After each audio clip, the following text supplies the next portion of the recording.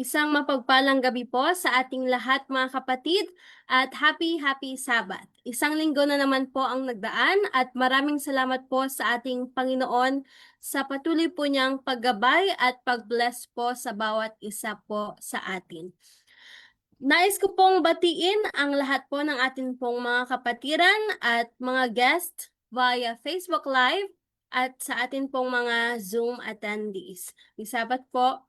Para po sa pasimula po ng ating pong programa, pangungunahan po tayo ni Brother Rudic Flores sa ating pong pambungad na panalangin at susundan po ito ng pag-aawitan po ng mga himno. Special song, message po ng ating speaker, closing song, and closing prayer.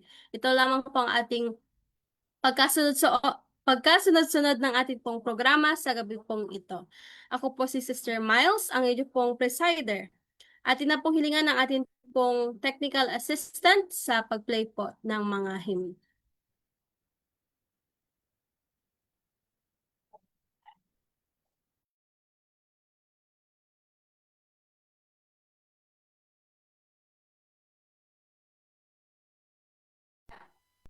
Atin po hilangan si Brother Rudic para po sa prayer. Aming pagbanal na Diyos, Amang Banal, maraming salamat po sa araw na ito at inyo pong patuloy na pag-iingat sa amin. Salamat din po sa pagkakataong makapagtipon-tipon at makapagsamba sa inyo ngayong Vesper. Hinihiling po namin at nalinisan niyo po ang aming mga puso't isipan at alisin po ang anumang nagagambala sa aming pakikipag-ugnayan sa inyo. At buksan rin po ang aming pag-iisip upang maunawan ito at tulungan kaming may sa buhay ang aming mga natutunan sa araw-araw. Pagpalain rin po ang bawat isa sa amin at aming mga pamilya. Naway ikaw lamang ang may taas sa gabing ito. Ito po ang aming dalangin sa pangalan ni Jesus. Amen.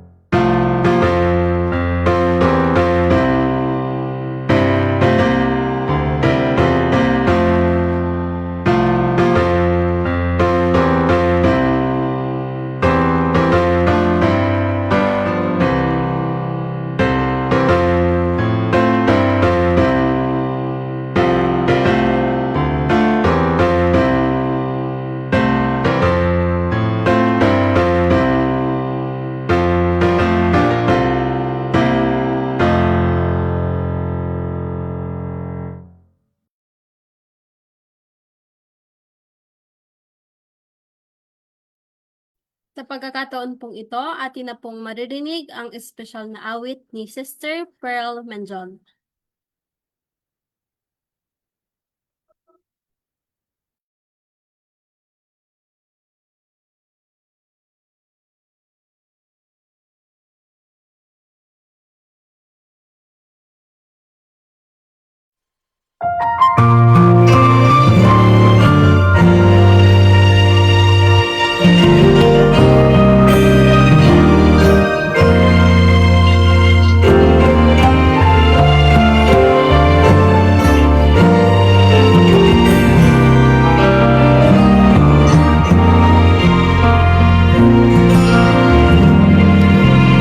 Lord, I saw your face last night when I looked in the sky. You were smiling. You told me it would be okay. You would make a way in my dark times. Every time I hear your voice, and every time I feel your touch, lets me know that I can face tomorrow one more time.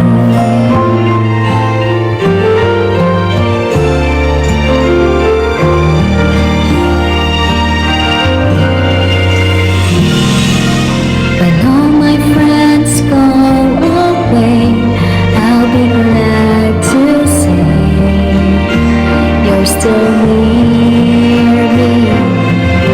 Even when the wind blows by, I feel warm inside. You're so lovely. Every time I hear your voice, and every time I feel your touch, lets me know that I can face tomorrow one more time. I need you, don't leave me. Without you I can't survive. I need you, don't leave me. Without you I just can't survive.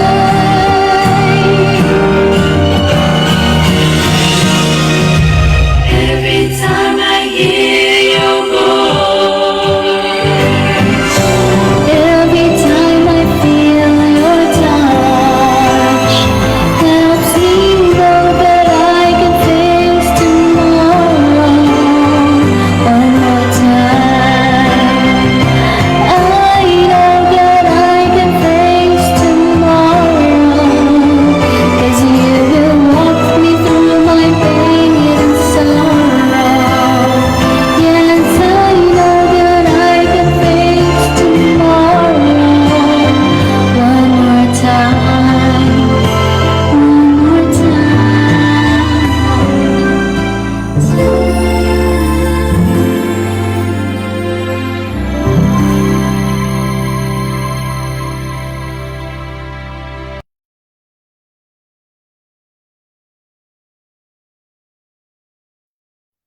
Maraming salamat po, Sister Pearl. Ngayon naman po ay atin na pong ibigay ang pagkakataon kay Sister Nori upang i-lead po ang ating pong mensahe ngayong gabi na matatagpuan po sa Mind, Character, and Personality, Volume 1, Chapter 17, Heredity and Influence.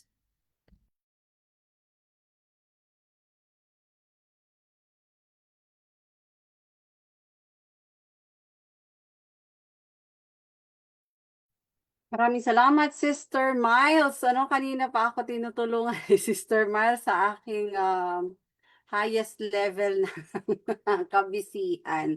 So maraming salamat kasi nandito si Sister Miles at ginawan niya ako ng slide presentation ng PowerPoint. Maraming salamat, Sister Miles, kasi very late na i-send sa akin yung audio, hindi naman ako na-inform na ako pala yung gagawa ng kanyang slides. So, mas madali para sa akin na magpagawa ng slides kaysa i-edit pa yung yung audio tapos gagawa pa lang ng slides. So, sabi ko nga sa isa sa aming GC, sa GC ng Tumpa na ang stress level ko napakataas. Kasi itong plan C natin na to ay first time na mangyayari na iti-take ko yung responsibility to discuss the topic ng talagang impromptong-impromptu, no? So, malalamig yung ano ko, parang gusto kong himatayin, malalamig yung aking pawis. So, bago po tayo magsimula, ay inaanyayahan ko ang lahat na samahan ako sa maikling panalangin. Kailangan ko po talaga ng lakas. O mapagpala namin Diyos na nasa kaitaasan ng langit, kami po ay lumalapit sa inyo sa hapong ito. Maraming salamat Ama sa isang linggo na kami po ay inyo pong pinagpala at iningatan. Ama, sa mga nagdaang araw, ang bawat isa sa amin ay nagkasala, lalo't higit po ako. Dinadalangin ko po na kung ano man po ang aking mga pagkukulang at mga naging pagkakamali sa nagdaang isang linggo ay hinihingi ko po ito ng tawad, Ama, upang sa ganon ay malinis po ang aking kaluluwa at maimbitahan ko po ang banal na espiritu na gumabay sa akin pong panguna sa pagtalakay sa aming pong topic sa gabing ito. Umaasa ako, Ama, sa inyo pong awa at habag at paglilinis ng aking mga kasalanan at sa paggabay na ipagkakaloob po sa akin ng aming tagapagligtas na si Jesus. Umaasa po ako na nakamit ko ang aking hiling sa pangalan ni Jesus. Amen.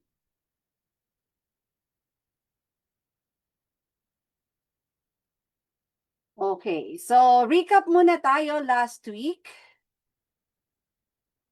Last week, ang pinag-aralan natin ay chapter 16.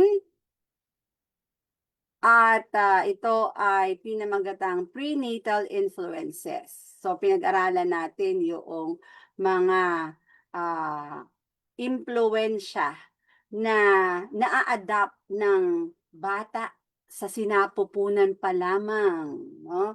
Kahit hindi pa ipinapanganak ang isang sanggol, ay nakakakuha na rin siya ng mga impluensya outside, no?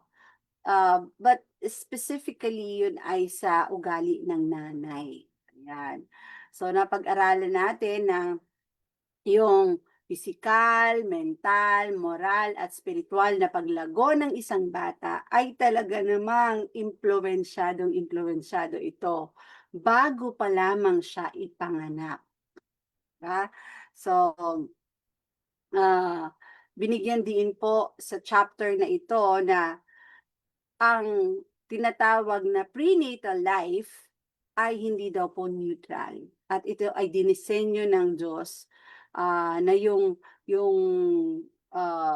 pagbubuntis ay isang sagradong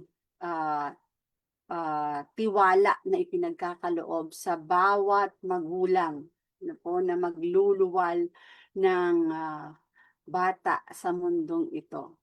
No? Kaya yun pong tinatawag na parental choices.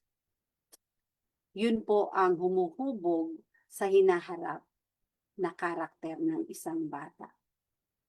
Okay, ngayon naman po ay dumako na tayo sa ating pong lesson sa hapong ito. Ang chapter 17, sorry.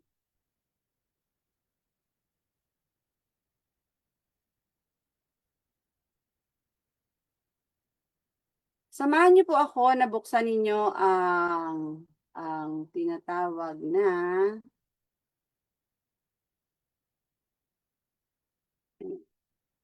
So, ano pong nakikita ninyo sa aking ano po?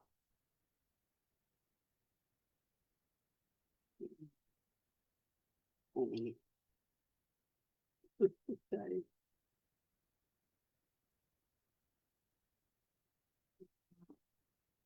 Wala pa po kayong nakikita, di ba? Kasi wala pa akong sinishare. Okay, wait lang. Sinusubukan ko kung paano.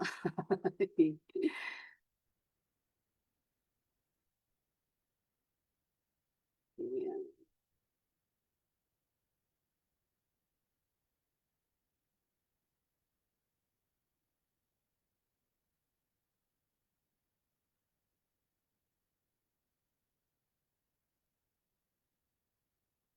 Oh.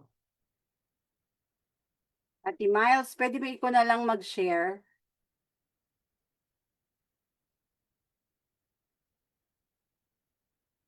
Terry? Okay. So talagang lubos-lubos na Ate Miles ha. Presider na. Tapos at gumawa na ng slide. Tapos page turner pa ngayon. Ako, pagpapalain kang masyado Ate Miles ha. Okay. Sobrang tulungan mo ako. Kasi talagang medyo ano tayo ngayon. Tika po sa oras. Yun.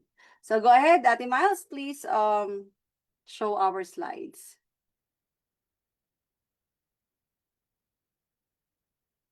Ayan. So, makikita po natin dyan sa chapter 17, ang title ng atin pong pag-aaralan na chapter ngayon ay merong title na Hereditary and Influence. Tama ba yung ano ko? Tama ba?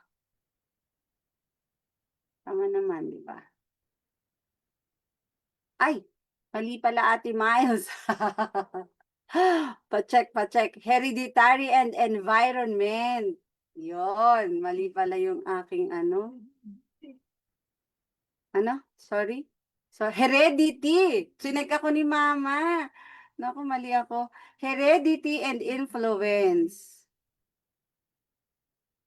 Tingnan mo, mali. Ayun. Heredity pala Ate Miles. Tama?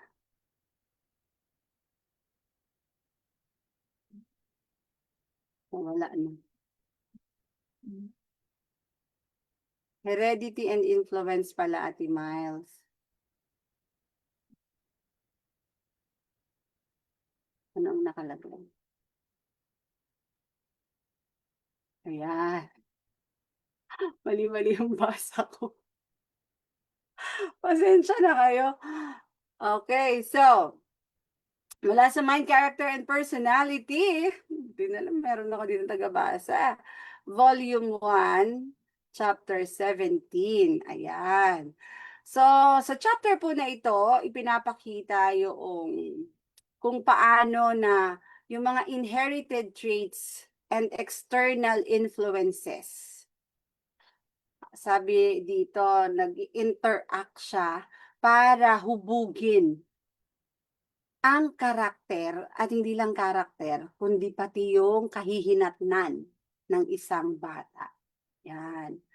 So, pag sinabing heredity, yun yung mga namana.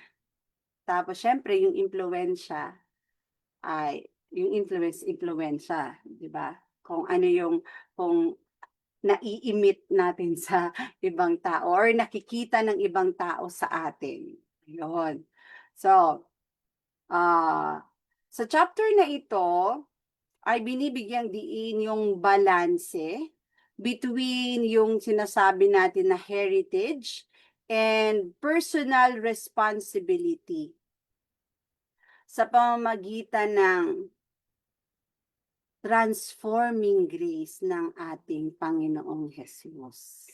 Yan, di ba? So, tingnan natin, very interesting itong ano na to, itong chapter na ito. Next slide tayo, Ate Miles. So, ang sabi dyan, I can, ano siguro, pwede naman yata ako mag-remote. Bakit wala akong remote? Hindi pala pwede mag-remote. Ayan, request. I will request remote control, ate. I-allow mo ako. Okay, thank you so much.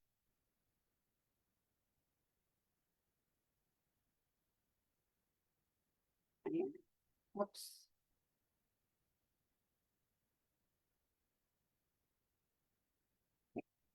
So,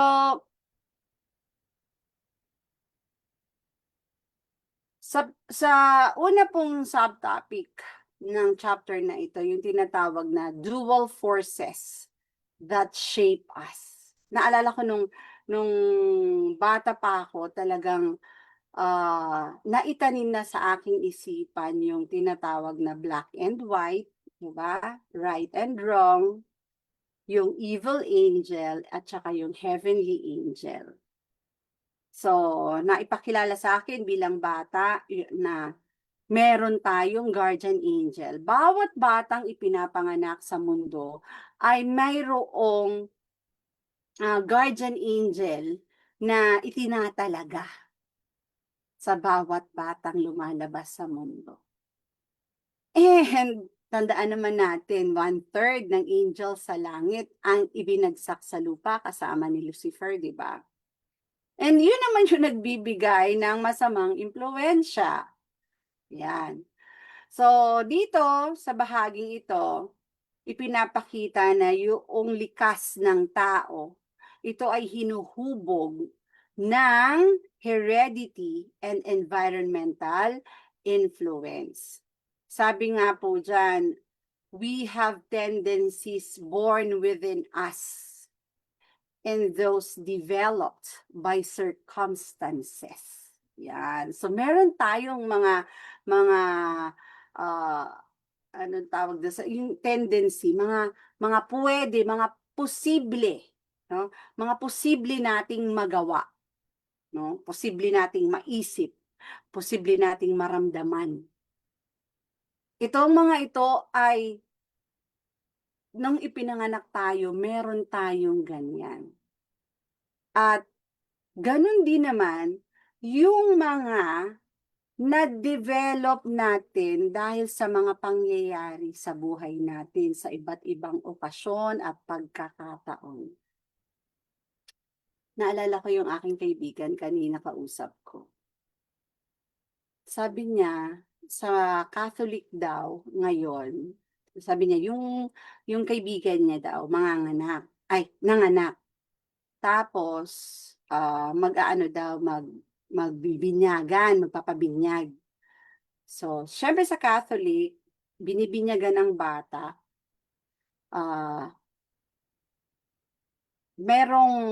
Merong Catholic doctrine or dogma sa pagbibinyag ng mga baby. Sabi niya dun sa friend niya, wag na ako yung kunin mong ninang. Kasi, matanda na ako. Kasi yung friend ko is mga late 40s na siya. So, sabi niya, wag na akong kunin mong ninang. Ito na lang anak kong panganay. So, yung panganay na anak niya, I don't know kung 17 years old na ba or 18 years old. Basta, alam ko high school pa lang yun. Parang graduate.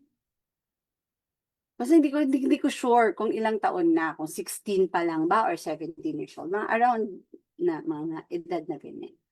Tapos sabi niya, ikaw na ang magnininong ha.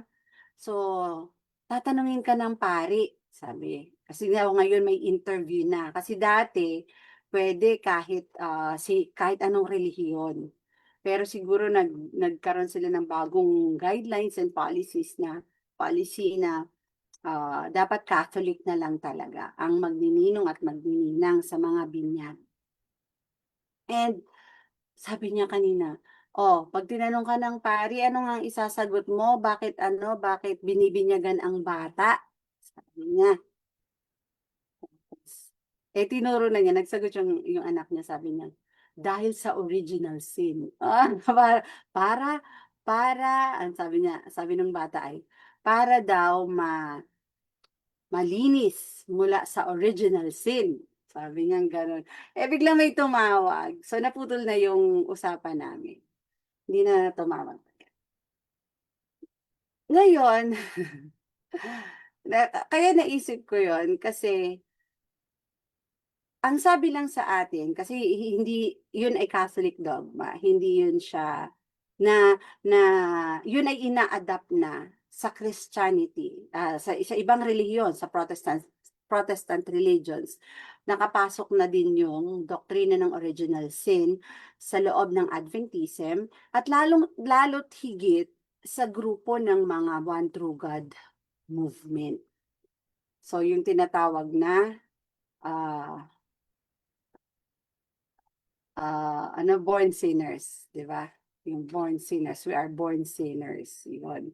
Sa halip na we are just born, born na ipinanganak lang tayo, pero may karugtong na dahil doon sa doctrine ng original sin, ay tayo sa paningin ng mga naniniwala doon, ang bawat bata na ipinapanganak ay may kasalanan or makasalanan na kaya kailangan binyagan. So, sa atin po, yan po ay isa sa mga fallacies or erroneous doctrines na atin pong ah, kinakalaban at talagang atin yang hindi dapat pinapapasok sa ating mga iglesia ang doktrina na yan. Sapagkat, sabi nga po dito, meron lang tayong tendencies. No, hindi tayo ipinanganak na makasalanan. Yung likas natin, yan. Meron tayong makasalanang likas.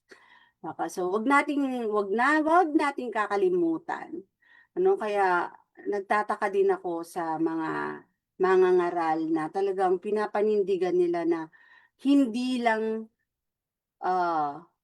paglabag sa kautusan ang definition ng kasalanan kahit na napakaraming ulit na sinabi ng atin pong propetisa na the only definition ano yan? Sin is the transgression of the law, and that is the only definition of sin.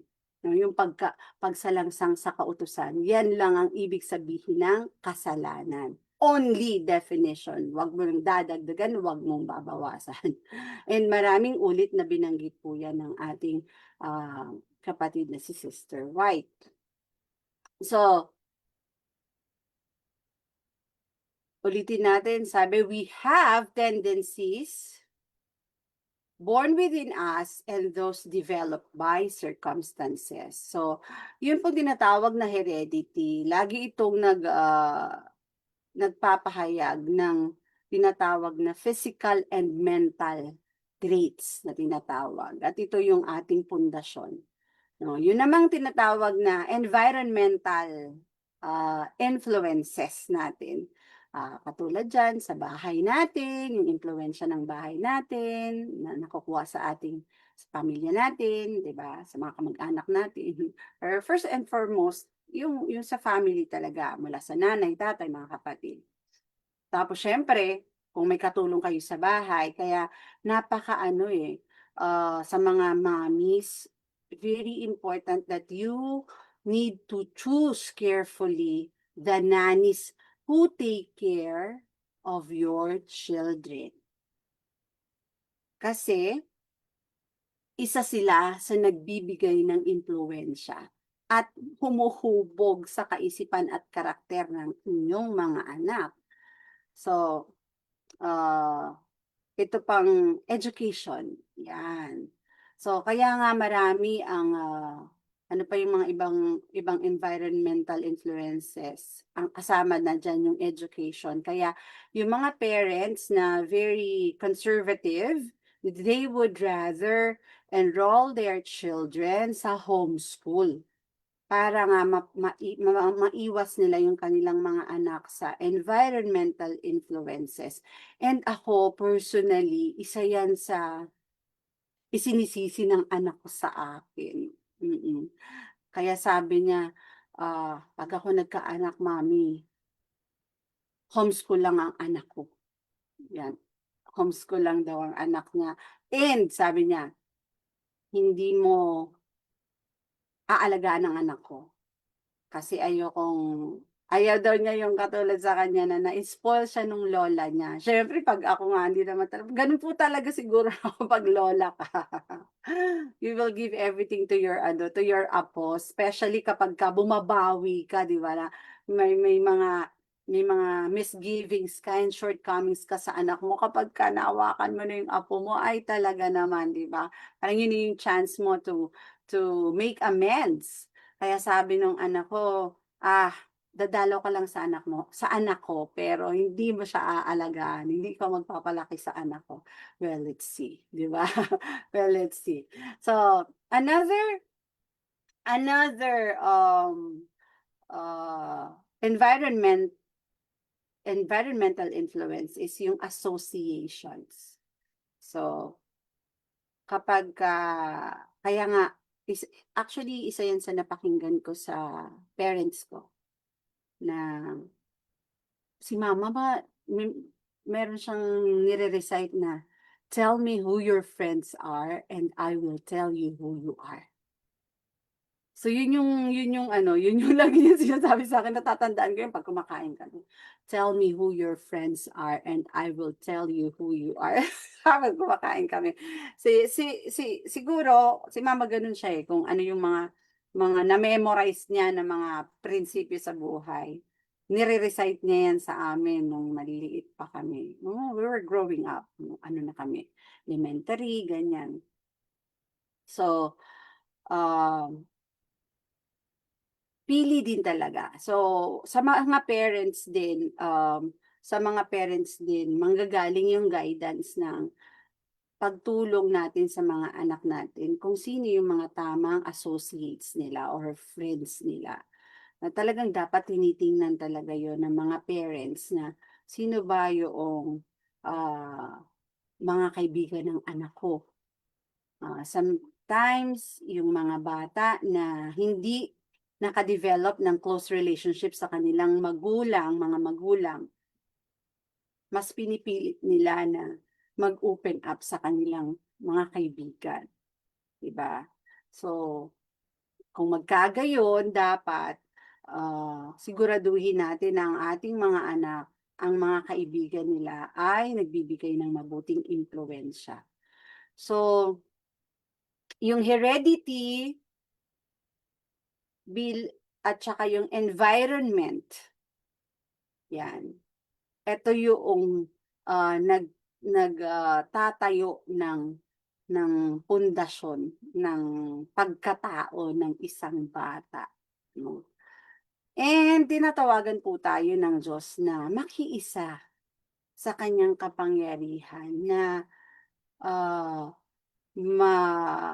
panagumpayan yung inherited and cultivated tendencies to evil. Yan. So, yun po ang panawagan sa atin na talagang makiisa tayo kasi nandiyan naman po yung mga heavenly beings, heavenly agencies na talagang andyan lang sila, one prayer away at dadating sila para tulungan tayo na hubugin ang isipan ng ating mga anak.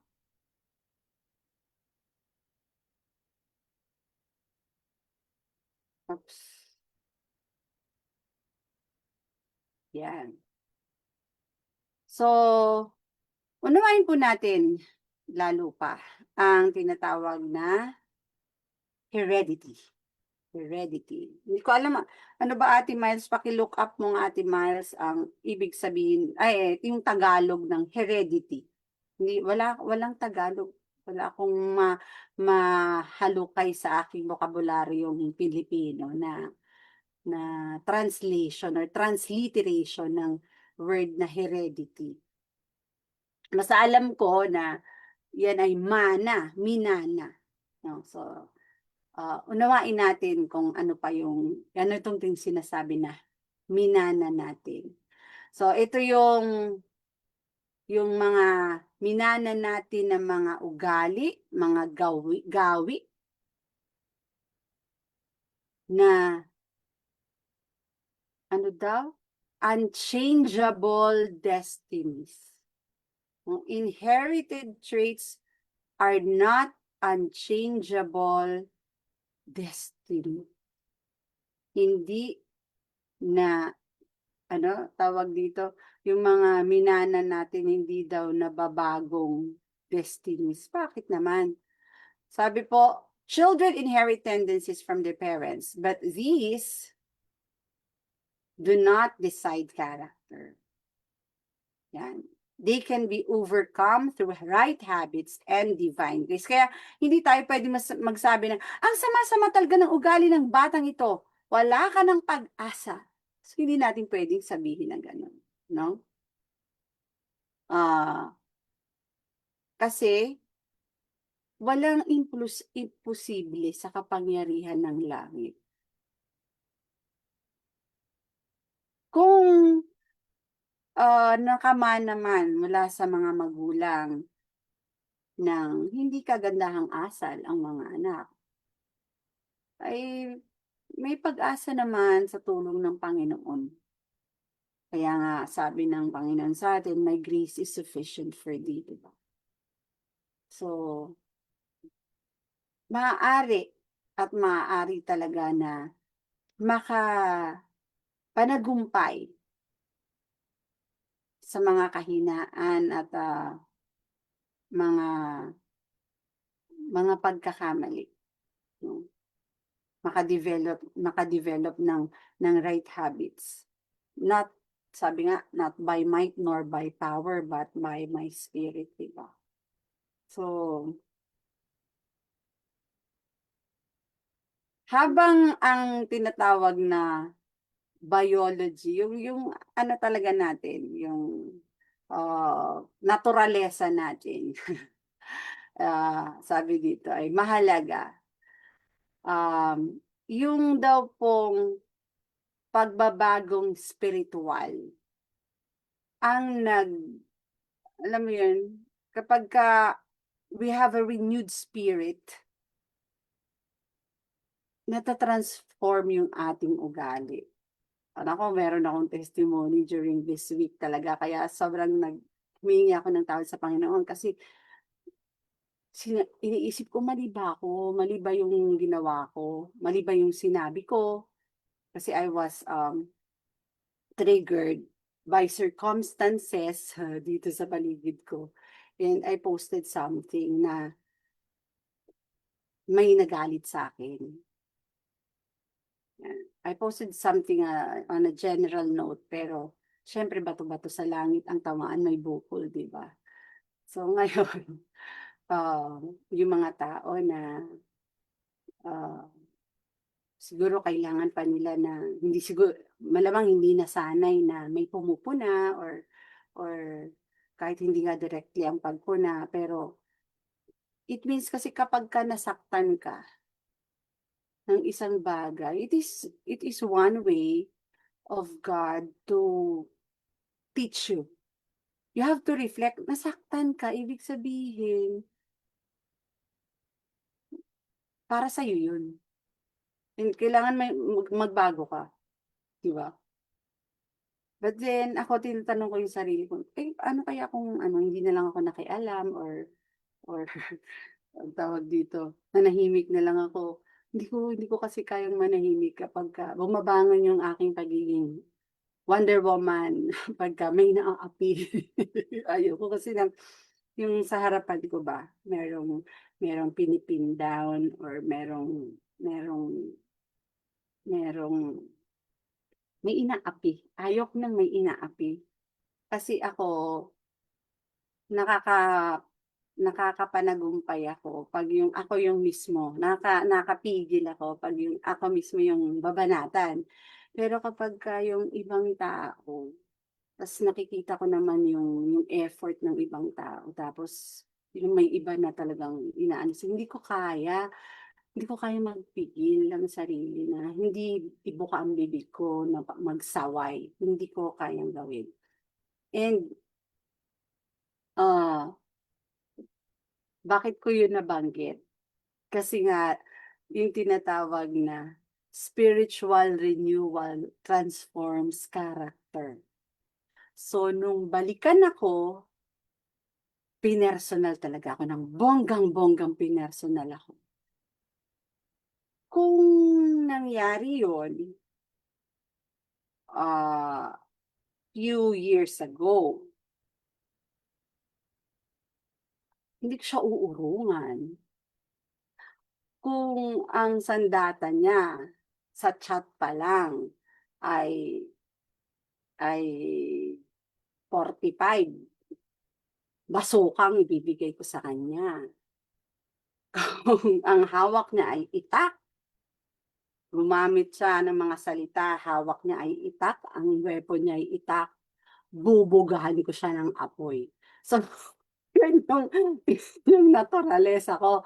Hindi ako papayag na, kasi lalo na kapag alam ko na tama ako, hindi ako papayag na hindi kita talaga, alam mo yun, hindi kita mapin down, hindi kita kasi salita ba, hindi naman ako nakikipagbuntalan, hindi naman ako nakikipagsabunutan, pero yung yung yung natural ko pagdating sa balitaktakan, hindi ako hindi hindi ako yung ano, nagpipigil ako pero pero noon bihira akong magpigil.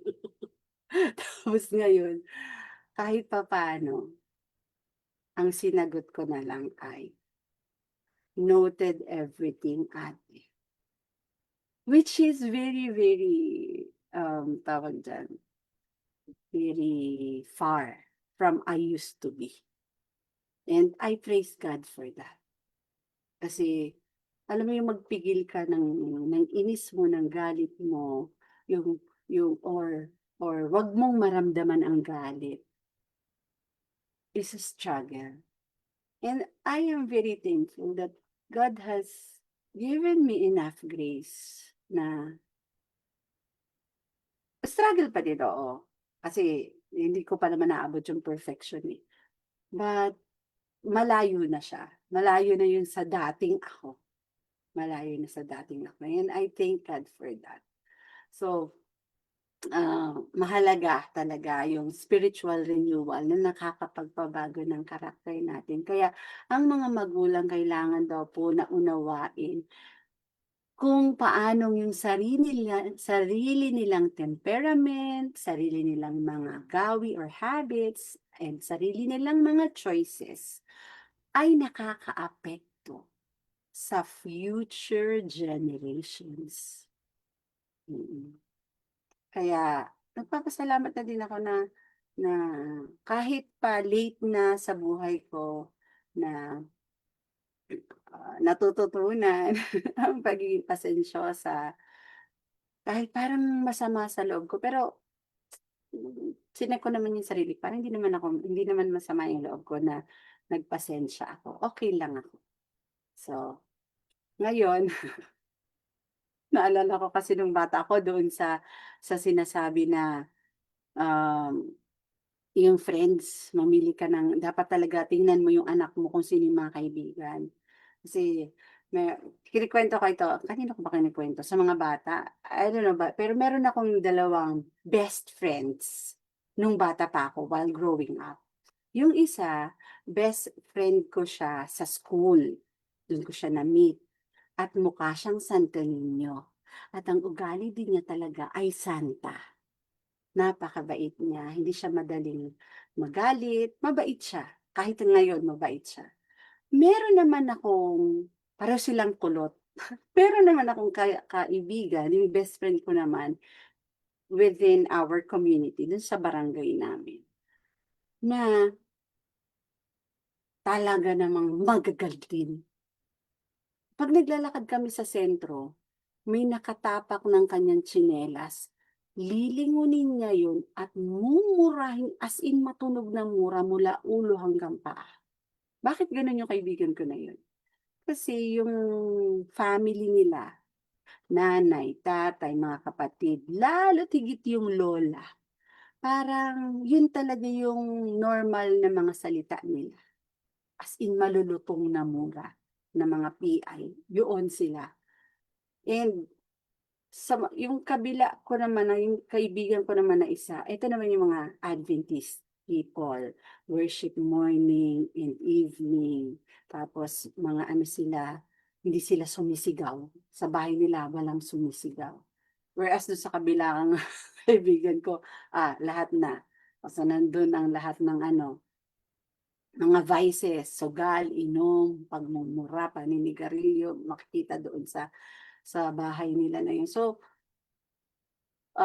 ganun, ganun lumaki yung kaibigan ko na yun. And, in a way, yung pagiging matapang ko, galing sa kanya.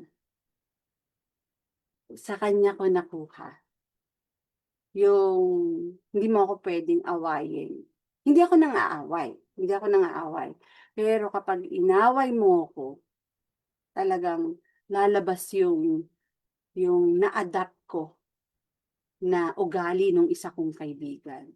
Tapos later on, mas ginugusto ko na, ang gusto ko ganito yung ugali ko dun sa kaibigan ko na mas mabait. Yan. So how much more talaga no na yung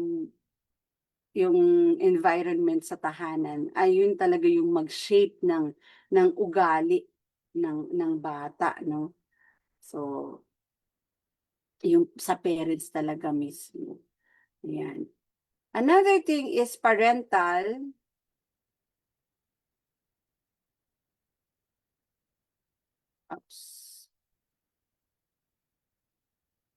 parental responsibility. Tama ba ako, Ate Miles?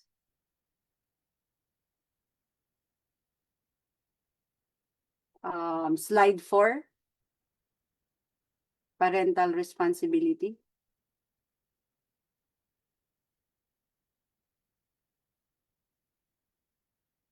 Hmm.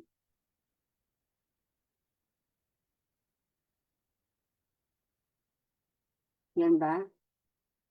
Wait lang.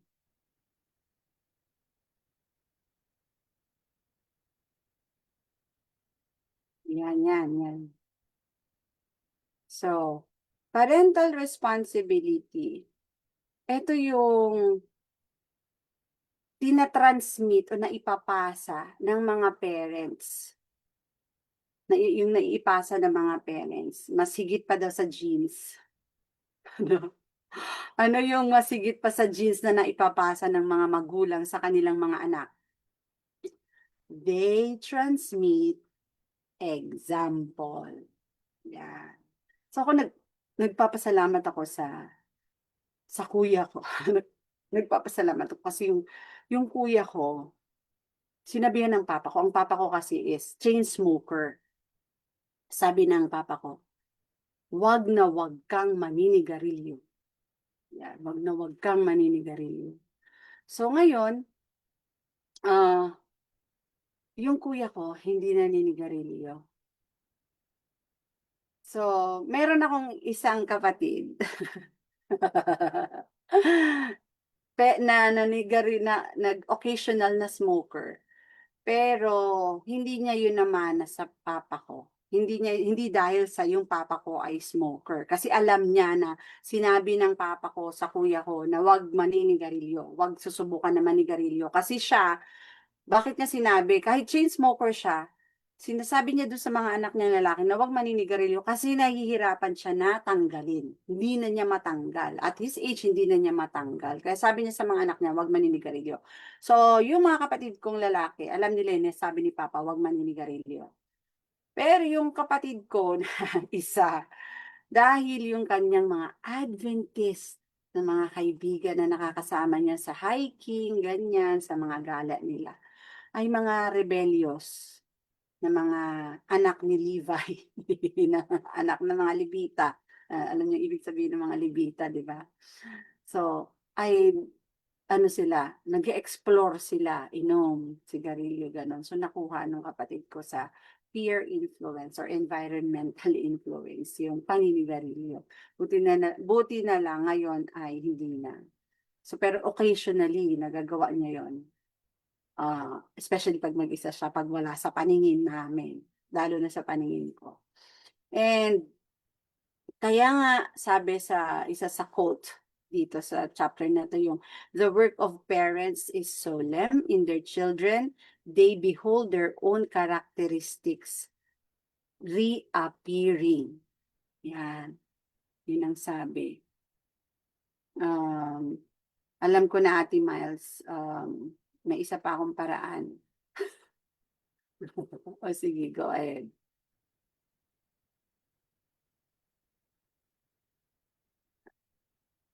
Ayan. So, isip-isipin natin. Magnilay-nilay tayo. Ano nga bang mga pag-uugali natin, na kinagawian natin na mabuti o masama ang ipinapasa?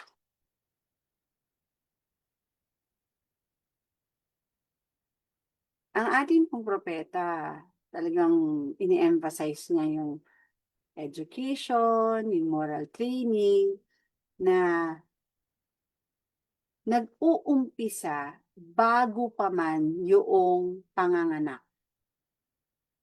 Nasa pamamagitan ng health ng magulang, ng pag-iisip ng magulang, ng habits ng magulang, na i-educate na natin at natitrain natin ang ating mga anak. So talaga very, very to sa mga nanay, very crucial, no? So next tayo, ilan bang slides tayo, Ate? Mas konti lang. Ilang slides na lang, 3 na lang. Huwag kayong mag-alala, matatapos na tayo. So, influence beyond heredity, Ate Miles. Yung influence beyond heredity.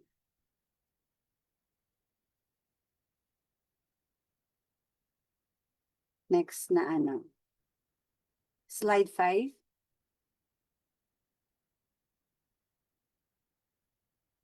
Influence beyond heredity. Yung yatang kanina. Yan. Tama ba? Yan. Okay. So, dito, sa bahaging ito, ay binigyan din ni Sister White yung tungkol sa environment, association, and yung education na humuhubog siya ng pag-uugali ng isang bata. So, association with the good strengthens the noble. Association with the wicked depresses and degrades. Yan. Yung pakikisalamuha daw po sa mabuti ay nagpapalakas, no? Sa mga taong mabubuti. Yan. At yun naman daw pong pakikisalamuha sa mga masasama. Ano ang resulta nito? Depression. Tapos magkakaroon ka, madidegrade ka. No? So, talagang kailangan natin na bantayan ang mga bagay o mga tao na nagbibigay ng impluwensya sa atin. So,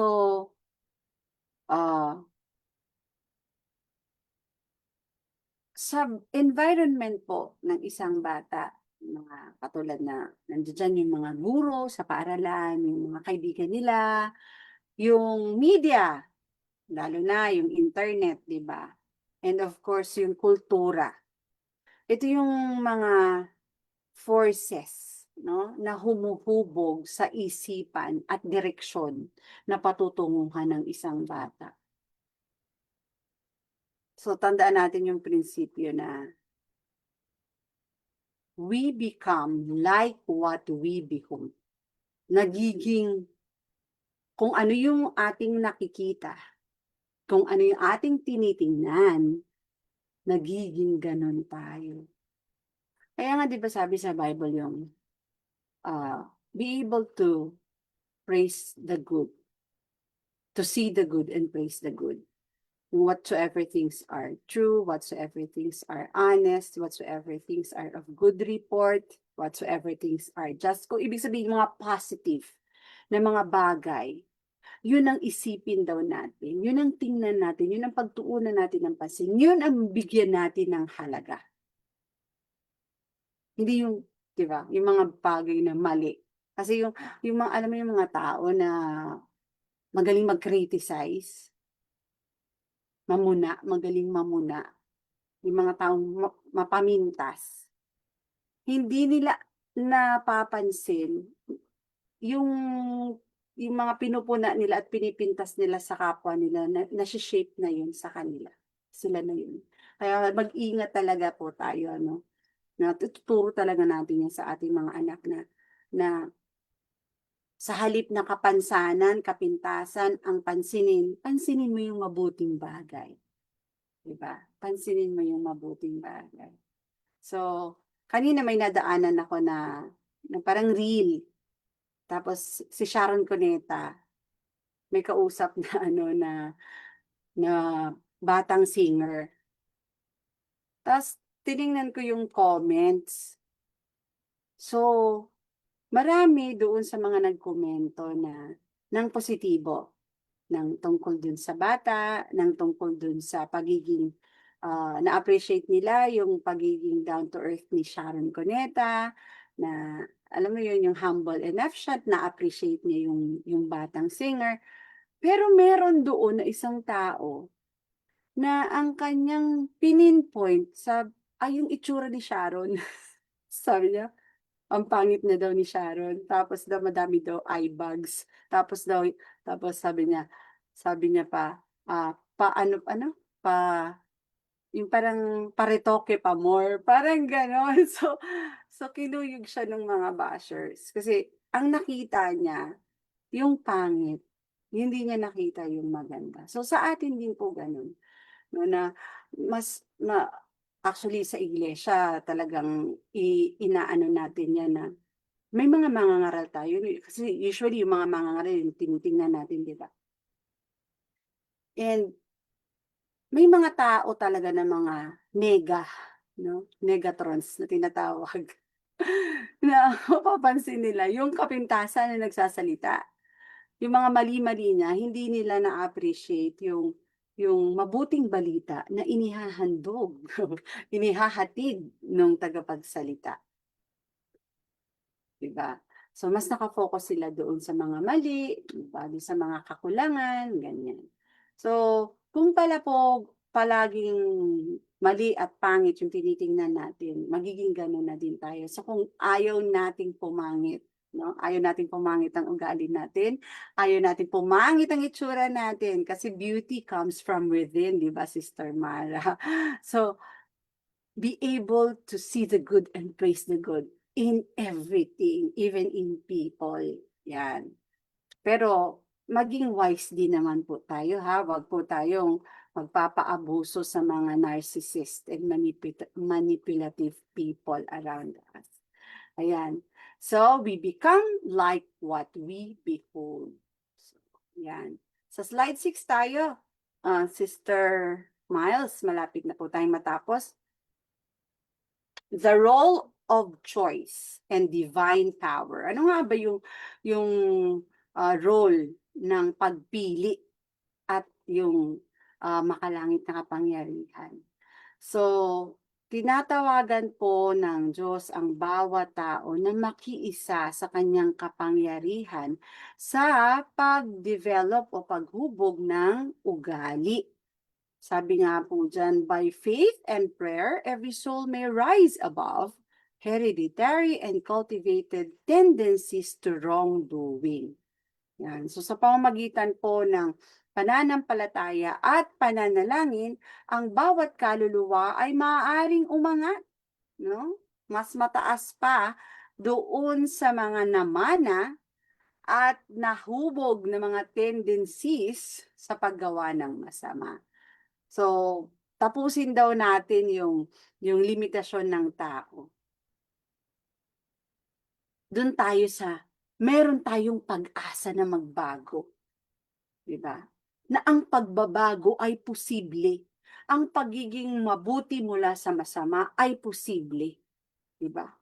Mas ituon natin yung pansin sa partnership natin with divine help. Yung human effort and divine help. Kailangan lagi yan magkabalikat, magkaakibat. Yan. kailangan na makontrol natin yung ating mga will, maging ano tayo, maging anong tawag dyan, yung dumipende tayo o let us rely on scriptures. So kaya dapat talaga nagbabasa tayo ng mga salita ng Diyos para may naipaalala sa atin sa panahon na tayo ay nasa trying situation, may ipinapaalala sa atin. So, mas palakasin natin yung spiritual natin, magbabago yung ating mga evil tendencies, no? And of course, talagang matatamo natin ang lahat na yan sa pananalangin. Mariri-educate daw po ang ating isip sa pananalangin. And last 2 slides, Ate Miles at mga kapatid. Yan, dito tayo sa practical application natin. Well, anyway, along the course of my discussion, nagbibigay na ako ng practical application. But, dito na tayo sa bandang pagtatapos ng ating pong discussion sa gabing ito, no? Sabi dyan, merong tinatawag na 3-fold path of victory over negative influences. Una, understand your heredity. Mahalaga po yan eh. Kaya dapat talagang kinikilala natin ang mga ninuno natin. Kinikilala natin yung mga kamag-anak natin. Kasi bakit yung magulang ko ganito, pero bakit ako ganito? So, ako ganun eh. Kasi yung parents ko, katulad ni mama, napaka ano, di ba, napakabagal sa pagkagalit, manang-mana sa kanyang tatay.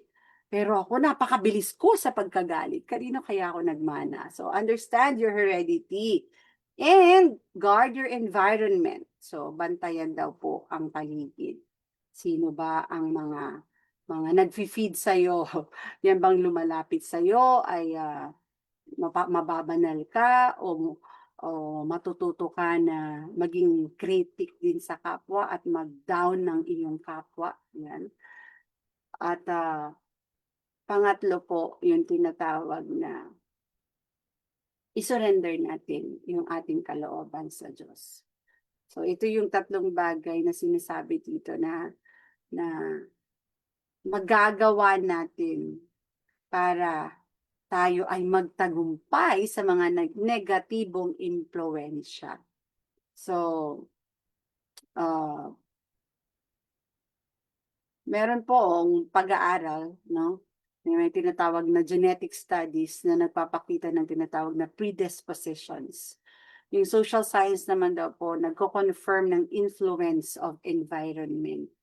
And of course, mula po sa pen of inspiration, naka-align daw po ito pareho. Yung tinatawag na personal reform and sanctification begin with awareness and choice. So yung pagbabagong personal na pagbabago, no, mula sa masama patungo sa mabuti, at yung pagpapakabanal, no, paglakad sa kabanalan, nag-uumpisa raw po ito sa awareness. Ano? So marami tayong siguro maaring mahaba sa part ng buhay natin na hindi natin to alam, hindi tayo aware. So yung ugali natin na pangit na yun, dahil hindi tayo aware all through our life, most of our lives, hindi tayo aware. So dala-dala natin na nakarating tayo sa ganitong edad, tapos dala-dala pa rin natin kasi hindi tayo aware. And of course, yung choice natin. So pagka nagkaroon na tayo ng awareness, piliin natin. No? Piliin natin na magbago. Dati sabi ko, ganito ako eh. Kailangan tanggapin ako bilang ganito. So nung sinabihan ako na, so ibig sabihin ayaw mong magbago. Siyempre naparatigil ako, no? Ayaw kong magbago. Anong time na yun, ayaw kong magbago. Pero later on, gusto ko na magbago. Gusto ko na magbagong buhay. Pero noon ay ayaw ko. Kasi ganito ako eh. So, yan. Piliin natin. Piliin natin magbago. Piliin natin lumakad sa tama at kabanalan. And last, ano po? Yan. Ito yon.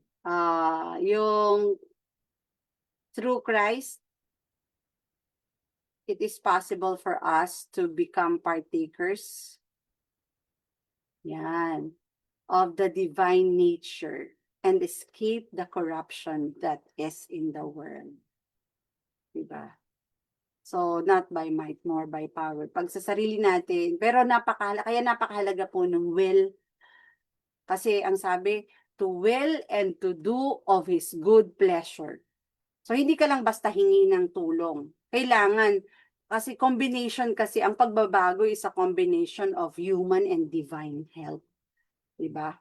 Human will, human choice, and then divine help comes in. Diba? So, sa pamamagitan lang ng Panginoong Hesus, posible para sa atin na maging kabahagi ng makalangit na likas at maka-eskapo tayo, makaiwas tayo sa corruption na nasa sanlibutan.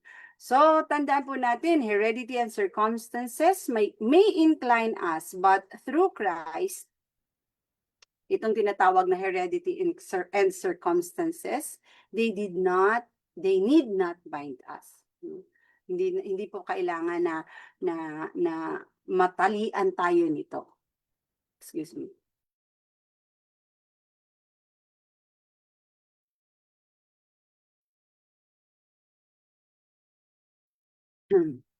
So,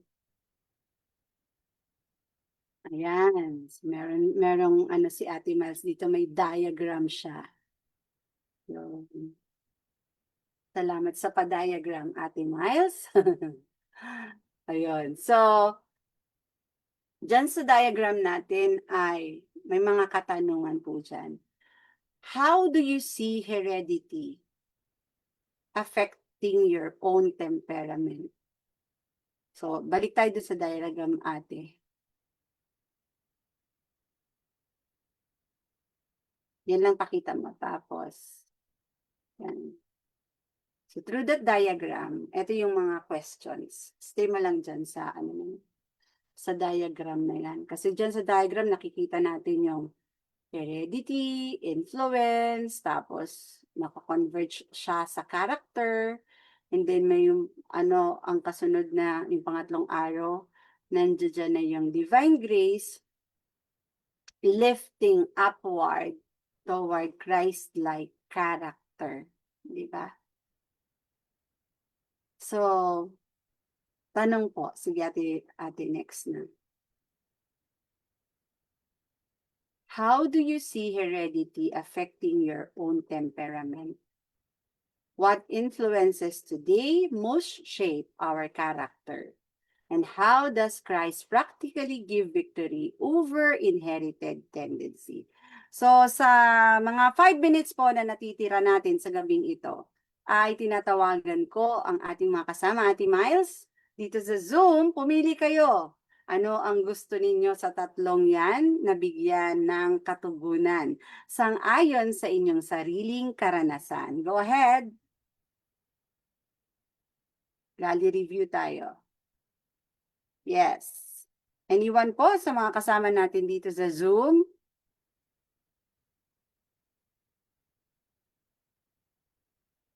May mga kasama tayo sa tumpa. How do you see heredity affecting your own temperament? Sister Pearl, nandyan ka ba? Sister KD?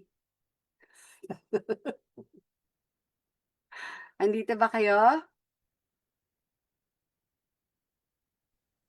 Po, gandang gabi. Sinong So, gusto? Ha? try ko sagutin. Number 1, how do you see heredity affecting your own temperament? Ay, si Ate Sam yan. Go ahead. So, siguro, napapasa din ang temperament and hindi lang din naman siguro sa genes kundi ina-absorb din kasi ang alam ko ang bata ina-absorb niya lang kung anong nakikita niya habang lumalaki. So, siguro nakita ko din sa temper ng mga magulang ko ni Papa na na kapag pag stress or pag mabilis talaga magalit, sumisigaw talaga. So, I mean, kailangan talaga namin baguhin yun. Kailangan baguhin kasi hindi naman talaga maganda mag, magwala kagad or sumigaw kapag nagagalit. So, kailangan din makontrol. So, siguro, tama ba, Teacher Nor, na hindi talaga about heredity, kundi kung ano yung nakikita mo sa paligid. Pareho siya. Sang-ayon sa ating napag-aralan dito sa chapter na to, both heredity and the environment shape, no, our character and dispositions.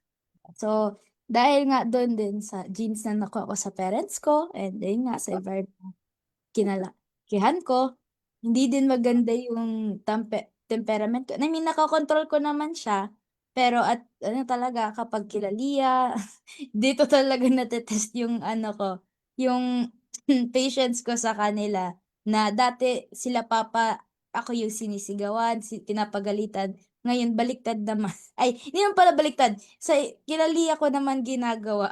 So, kailangan ko yung mabago na, ayun nga, na dapat maayos din talaga yung trato ko sa maliliit ko na kapatid.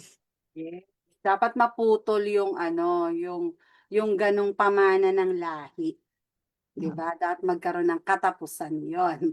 Para hindi mo na siya maipamana do'n sa tatlong mga bunso mo pa. So, parang tumatawa si Ate Miles, nakaka-relate ba si Ate Miles? Go ahead, Ate Miles. Share us your experience. Ayan po. Good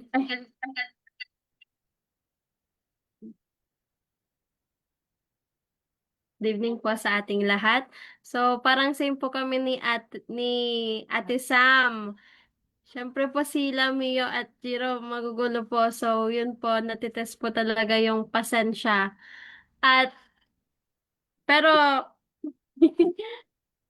um, ako po, hinahabaan ko talaga yung pasensya ko sa kanila kasi siyempre bata pa po. Ayun po. Yes. Maraming salamat. Alam mo, napakaswerte talaga natin or blessed tayo kapag tayo ay may mga bunsong kapatid.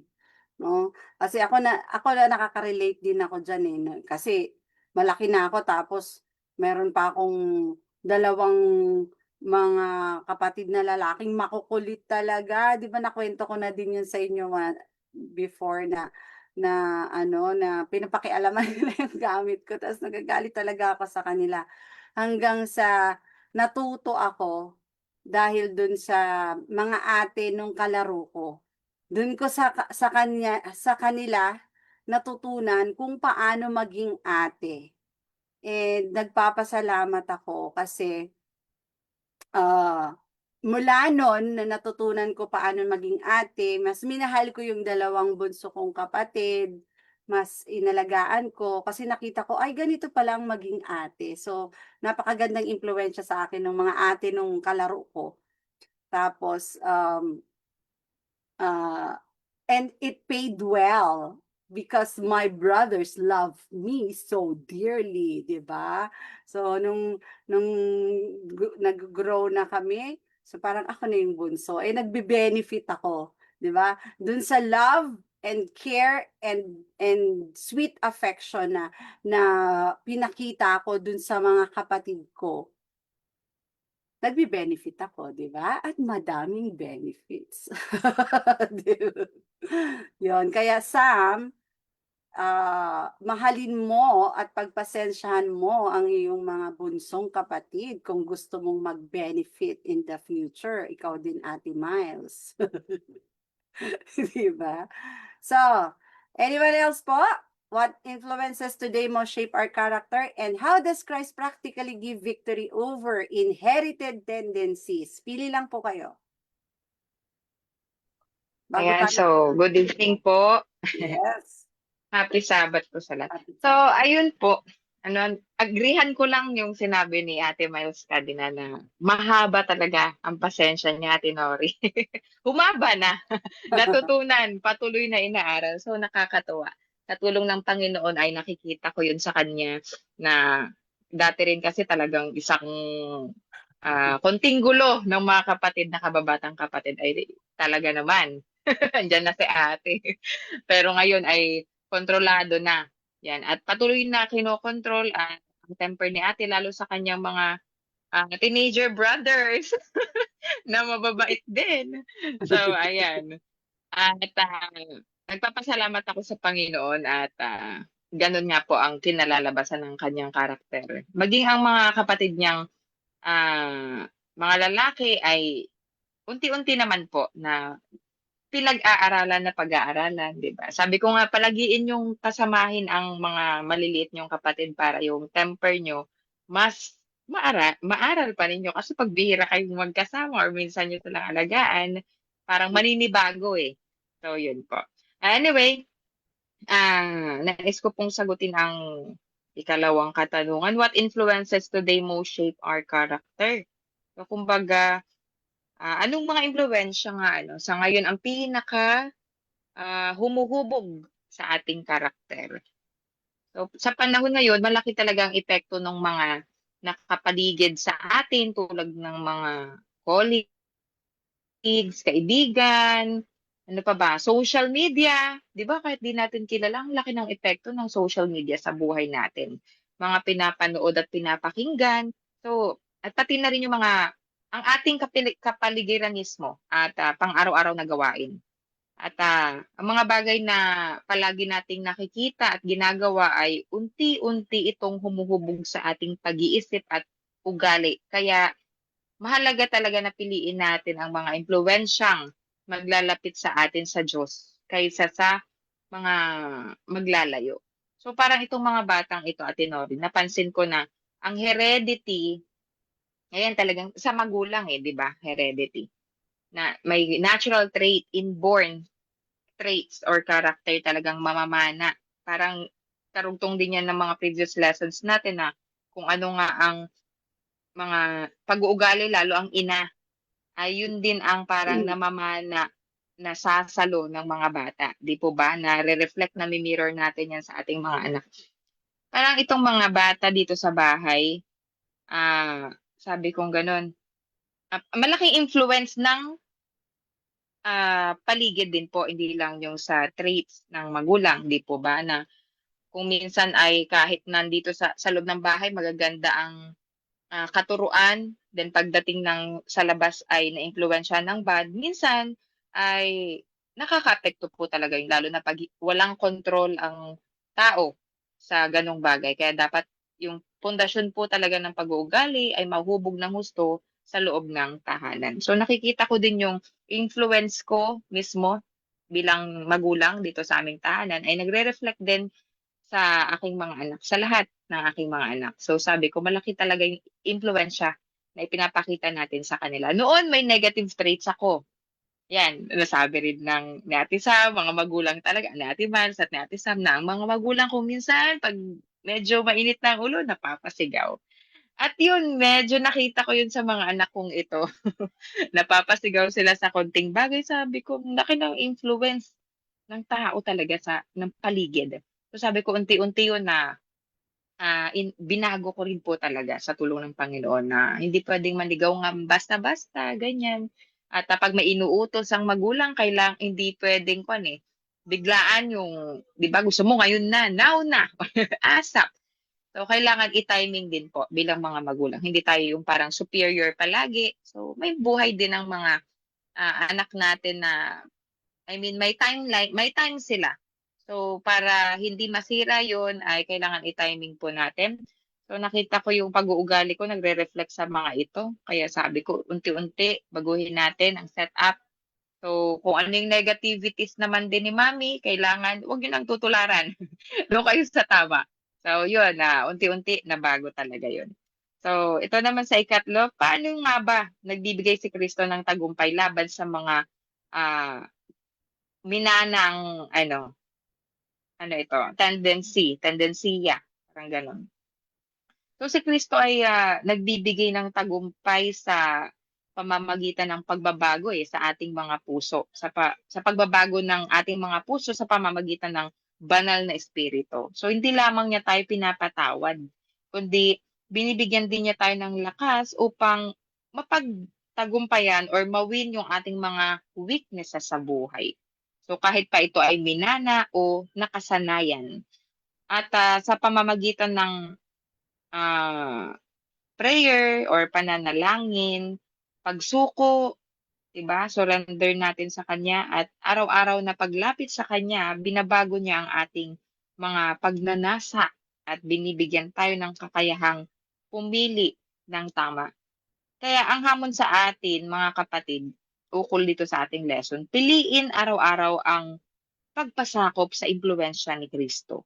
Dahil siya lamang ang makakapagpabago ng ating puso, mga masama nating gawi, kaugalian na inherit man yan or sa impluwensya galing at magdadala sa atin sa tunay na pagkatulad niya.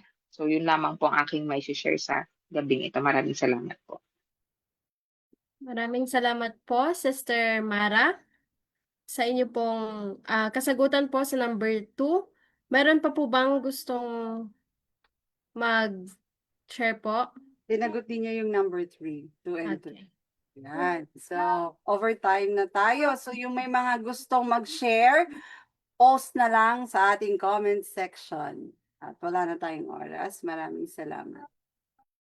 Okay po. So, ayun, maraming salamat po sa lahat po ng nag-share sa atin pong nag-share at sumagot ng atin pong mga katanungan at maraming salamat po din po Sister Nori sa inyo pong pag-lead ng atin pong mensahe po ngayong gabi. Ngayon naman po ay dadako na po tayo sa ating closing program. Tayo na po ay aawit ng ating pong closing song at ito po ay susundan ng closing prayer ni Brother PJ.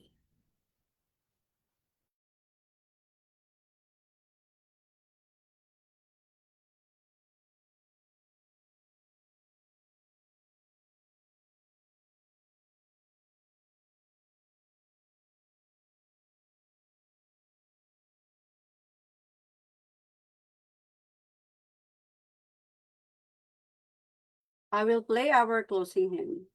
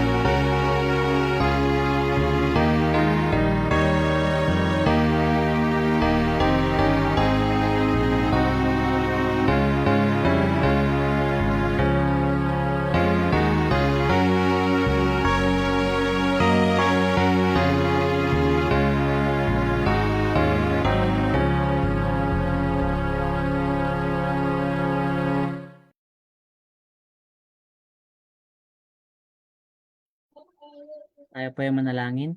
Aming mapagmahal na Diyos, maraming salamat po sa araw na ito at sa mga aral na pagpapalang inyong ipinatalog sa amin. Salamat po sa inyong pag-iingat, gabay at pag-ibig. Naway manatili sa aming puso ang mga natutunan namin at may sa buhay namin ito araw-araw. Patuloy mo po kaming gabayan, ingatan at pagpalain, pati ang aming mga pamilya. Indahan mo rin po ang aming mga puso sa iyong banal na kalooban habang hinihintay namin ang iyong muling pagdating. Ito po ang aming dalangin sa pangalan ni Jesus. Amen.